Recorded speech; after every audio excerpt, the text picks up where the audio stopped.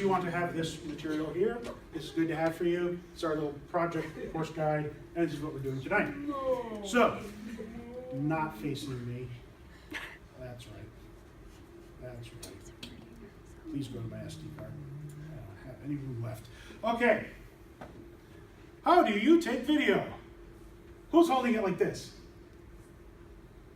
Knock it off! Hold it like this. The first thing you want to do is hold it in landscape mode. Now let's face it, most of the time when you are looking at video, you are either looking at it on a TV monitor type situation, which is landscape mode, or you're looking at it on your phone on YouTube. In either case, it's always landscape presented to you. If someone is holding their phone like this, and they put it on YouTube, or any other kind of media, World Star Hip Hop, whatever, it's got that annoying side is all fuzzy, or it's a black bar on the sides. It looks terrible. Landscape mode. That's number one. Allow me to write it down. Landscape. Now, it's your phone. It's expensive. Both hands, please. Yeah. They're getting better. They're getting tougher, I know. But seriously, how much does this thing cost? A lot. Yeah, way too much. And if you bought it on the open market, it's expensive as shit. Hold it with both hands. And, pinkies up so that you don't get them in front of the camera. I always do that. I know it looks silly, but you know what? I would rather look silly than have a broken phone. I fucking love my Note. It's such a good camera. It's awesome. It's got a stylus now. So, you're holding it in landscape. Okay. Next. This is about how you actually get the video. Normally, we all kind of do this sort of thing, don't we? Like, one hand. I mean, I even do this every once in a while. I have kids. I've got tons of videos of my kids on Facebook and on YouTube. You can totally find them. They're adorable as shit. However, that's bouncy, isn't it? If you're taking video, you're actually taking the time out of your life. Instead of just watching the fucking thing happen, instead of watching the interesting event, you're actually paying attention to your phone and recording the event.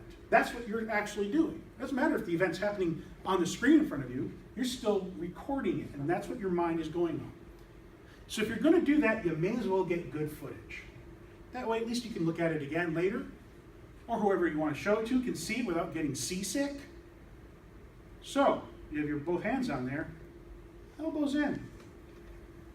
Elbows in, that's right. Let your elbows touch your rib cage, it's good. This makes it a lot more stable. In fact, you probably have already noticed it's more stable by having your elbows in. Landscape, two hand. Elbows in. Additionally, since you're taking footage, you're probably not moving around a heck of a lot. I'm willing to bet you're standing in one place. If you're recording the football practice so that you can review plays, which we do, we actually do this. We actually can get your hands on the cameras, we can put a laptop out there with Dartfish on it, that kind of stuff. You're not moving around a heck of a lot. You're probably following the ball. You don't want to do this to follow the ball. Bouncy. Makes you sick. Think like you are a camera tripod. Elbows in, two hands, it's securely held. Turn with your core. Go ahead, turn with your core. See how nice and smooth that is compared to moving it with just your hand.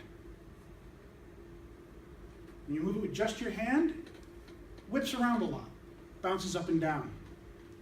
When you turn with your core and you're holding with both hands, you're even. You're well spaced. You can move smoothly and fluidly because you've got more core muscles. It's so much easier to do and it looks better. So, turn with core. Right? Cool. Next, I got a glance. So, your phone and every other camera out there, all of them have this fisheye lens effect. I'm not sure if you are familiar with it, which means that the edges of everything gets bent and turned because if you look at your camera on here, it's a little bead, isn't it? It's a round bead. That means the edges of the screen are always going to be kind of skewed and bent. Now the technology is getting better, they're getting better at removing most of that, but it never really goes away. The center of your screen is always a better picture than any other part of the screen. It will always be that way with the kind of cameras that we have. As such, try to keep your subject within the middle 75% of the screen, right? You want to try to keep people in there. So there's a little margin on the outsides of about 7.5%, right? 7.5% all the way around. You're estimating it. Some camera phones, my phone has a grid, so I can actually see where the best portion of the screen is. Again, my phone's better than yours. So 75%, you want to stay within that center mass. Center mass. 75%. The middle 3/4 of your screen. And then the last one's kind of weird, but I bet you can all do it. The last one's just sort of weird. You're taking video. You're getting good video of whatever it is that you want. You're probably not moving around, but you're a human being. You're a dynamic, fluid object. You are mostly made out of water. You are covered in carbon-based polymers. All of us are a little jiggly, some of us a little bit more than others. We all bounce, can't help it. We breathe in, we breathe out. Our muscles have to contract. Slow twitch, fast twitch muscles are trying to keep that phone stable. But you can utilize what your head utilizes. You're dynamic, take advantage of it. A little bit of a horse stance, right? Feet shoulder width apart, good stable stance. Feet maybe slightly skewed out, depends on your particular gait.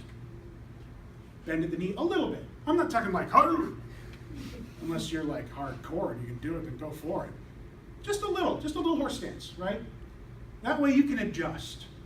You can adjust as you need to. Now this keeps you smooth, fluid, able to turn, able to make quick decisions. That's that horse stance. But let's say you can't. You're tired. It's a rainy day. Field's muddy. You're on an incline. It's gravel. You're in barefoot. Ow! Fuck that shit.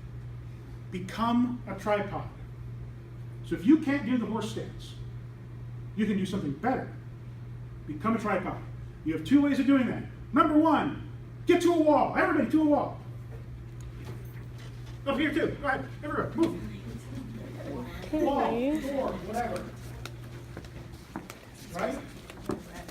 Now note how I'm standing. You can do the same thing with the wall. I have my body up, shoulder against the wall. This foot against the base of the wall. Holding like this. I can turn to the core. It's great when you're in a door frame because you can go around the door frame. You can get a really big spread. My other foot is way out over here. So this is my inner foot. Here's my outer foot. I'm creating a triangle, a tripod. Nature's strongest shape is a triangle. It allows us to take all of the energy of our motion and just direct it here, direct it here, direct it here. It's not in the camera at all. Right? So there's that. Your second one. Quick, back to your seat. Quick, run, go. Your second tripod option. And this one's really good for this class, especially because I want you to take video, I want you to take pictures. You should be doing this in all of your classes if your teachers will let you do it.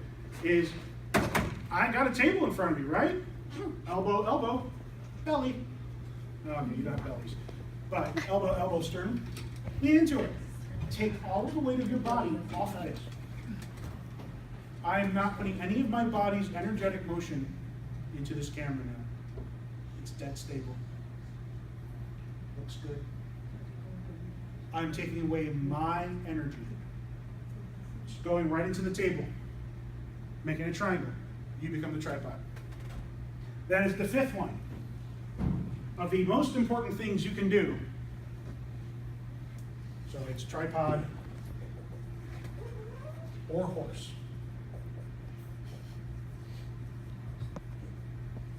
Now those are the things you can do to get good footage. There are some things that you might want to keep in mind, all right? And this is stuff that we will address within our lessons here, especially over here with lighting and staging. Lighting, that's a pain in the ass. If you're outside, you gotta try to keep the sun behind you. The sun will wash out any camera. It doesn't matter how good that camera is. It doesn't matter if you're using one of our professional ones. You got the sun in the frame, nothing. It's just gone. Everything's gone. It's impossible to recover from. And I know, I do this professionally. I recover video and still images that are on ye old, like, actual film, which is higher resolution than any digital camera we have. Old chemical film is still better than what we have here.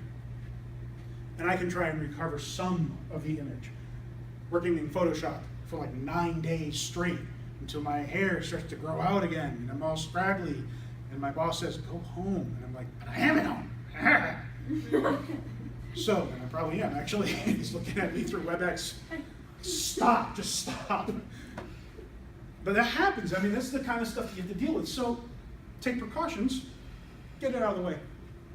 Get that sun behind you. Right? So you're doing your tripod, you're leaning against the wall, you're filming a basketball game so that you can work on your plays afterwards. You're filming a client, how they're walking and their gait is outside on uneven terrain. You're trying to help them because they're recovering from ankle surgery. Get that sun behind you. That's this little extra bit here. Lighting. Light from behind.